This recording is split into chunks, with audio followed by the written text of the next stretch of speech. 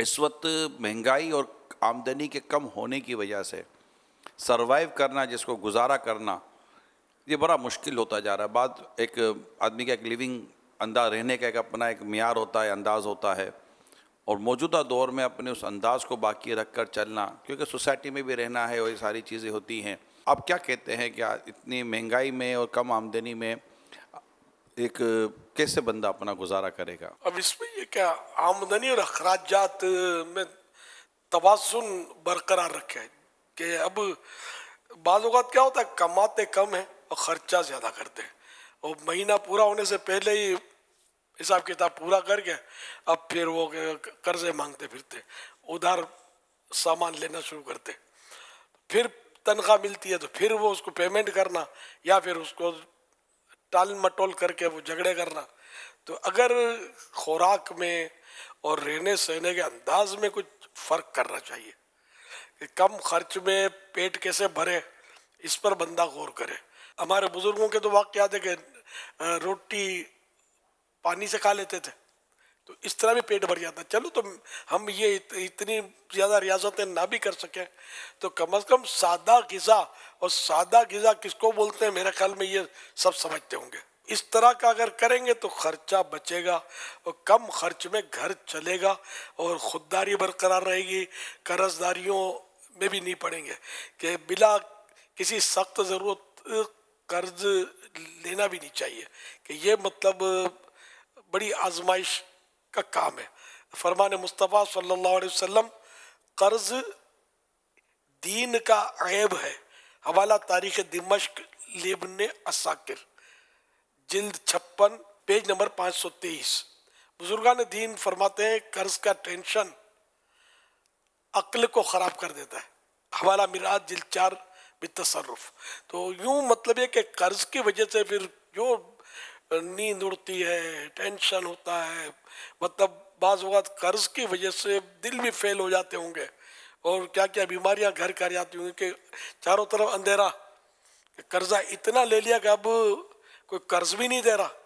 اور بھرنے کے کوئی دور دور تک اسباب نظر نہیں آ رہے۔ تو شاہی خرچے والے جو ہیں یا اڑاؤ خرچ جو ہوتے ہیں کہلاتے ہیں، جو یہ مطلب غور کریں، اور مینجمنٹ جب تک مینیج نہیں کریں گے نا اپنی آمدنی اور اخراجات کو، جب تک آپ کامیاب نہیں ہوں گے۔ مطلب جتنی محاورہ ہے کہ جتنی چادر ہے بندہ اتنا ہی پاؤں پھیلائے۔ صحابی ابن صحابی حضرت عبداللہ ابن عمر رضی اللہ عنہما فرماتے ہیں، فرمایا رسول اللہ صلی اللہ علیہ وسلم نے خرچ میں میانہ روی آدھی زندگی ہے، نہ درمیانہ درجہ۔ اور حضرت مفتی احمد یار خان رحمۃ اللہ علیہ فرماتے ہیں خوشحالی کا دار و مدار دو چیزوں پر ہے، کمانا، خرچ کرنا، مگر ان دونوں میں خرچ کرنا بہت ہی کمال ہے۔ کمانا سب جانتے ہیں، خرچ کرنا کوئی کوئی جانتا ہے۔ جسے خرچ کرنے کا سلیقہ آ گیا وہ انشاءاللہ ہمیشہ خوش رہے گا۔ کمانا آتا ہے لیکن خرچ کرنا نہیں آتا، یہ بس وہ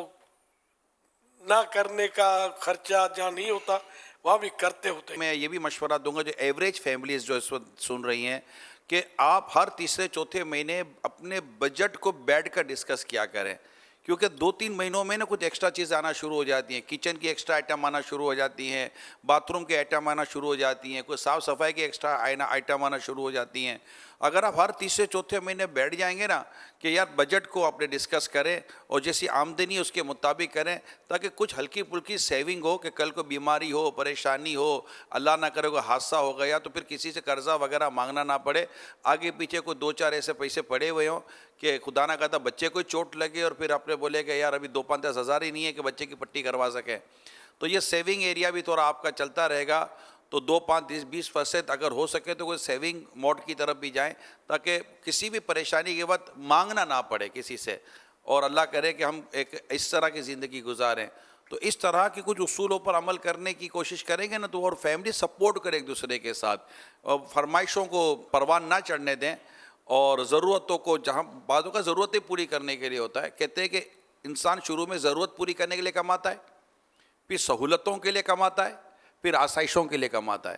اور اس کی یہ لمٹ، یہ اس کی کوئی لمٹ نہیں ہے۔ بالکل، یہ جن کے ایک مہینہ پورا ہونے سے پہلے ختم ہو جاتا نا پیسہ، وہ سر جوڑ کے بیٹھے کہ آخر کیا وجہ ہے کہ یہ پورا کیوں نہیں پڑ رہا۔ تو یہ کئی خرچے ایسے ہوں گے کہ جس کو مائنس کر سکتے ہوں گے تو مائنس کر دیں تو پورا ہو جائے گا. ایک حدیث پاک میں جو خرچ میں میانہ روی کرے گا, بیلنس رکھے گا, وہ غریب نہ ہوگا. ایک اور حدیث پاک میں جو شخص اعتدال قائم رکھتا ہے, بیلنس قائم رکھتا ہے, اللہ پاک اسے مالدار بنا دیتا ہے. اور جو آدمی ضرورت سے زائد خرچ کرتا ہے اللہ پاک اسے فقیر کر دیتا ہے. حوالہ کنز العمال جلد 2 صفحہ نمبر 22 حدیث نمبر 5434. جو آپ کو سن رہے ہیں نا ان میں مجھے ایک گمان ہے حضور کہ ایک تعداد شاید وہ ہوگی جو کہیں گے حضور 25 دفعہ بیٹھ گئے مگر 25,000 میں نہیں کر چل سکتا, ہمارے سامنے 5,000 روپے کرائے میں چلے گئے, یہ بجلی کا بل یہ آ گیا, بچے کے لیے دودھ بھی اس بار کم خریدا, گوشت تو دیکھا ہی کوئی نہیں ہے, مچھلی کا تو نام سنا ہے مچھلی ہوتی ہے کوئی, کہیں دعوتوں میں دیکھنے کو مل جاتی ہے.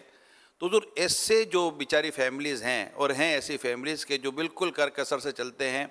اور وہ نہیں ان کو بچتا, تو میری آپ سے درخواست ہے کہ ان کے لیے صبر کی,